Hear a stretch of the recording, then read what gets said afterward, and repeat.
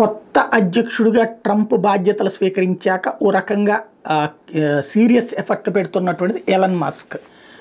Trump తరపున చేస్తున్నటువంటిదంతా కూడా అందులో దుబారా నివారణ పేరుతో భారీ ఎత్తున ఉద్యోగాల కోతలు జరుగుతున్నాయి. అనేక సంస్కరణల పేరుతో జరుగుతున్నాయి.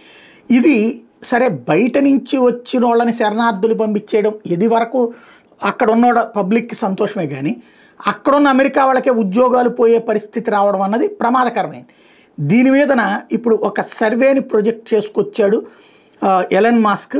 దాంట్లో ప్రజలు దాదాపుగా 57 నుంచి 81% మంది తమకే సపోర్ట్ చేస్తున్నారు, తమ సంస్కరణలే సపోర్ట్ చేస్తున్నారు అన్నటువంటి విషయాన్ని హైలైట్ చేస్తూ ఏదైతే దేశవ్యాప్తంగా జరుగుతున్నటువంటి సంస్కరణల్ని ప్రజలు హర్షిస్తున్నారు అంటూ ఎలన్ మస్క్ దానికి సంబంధించినటువంటి పోల్ని ప్రొజెక్ట్ చేస్తూ, కాబట్టి మేము చేస్తోంది రైటే అన్న వాదన చేసుకొచ్చాడు.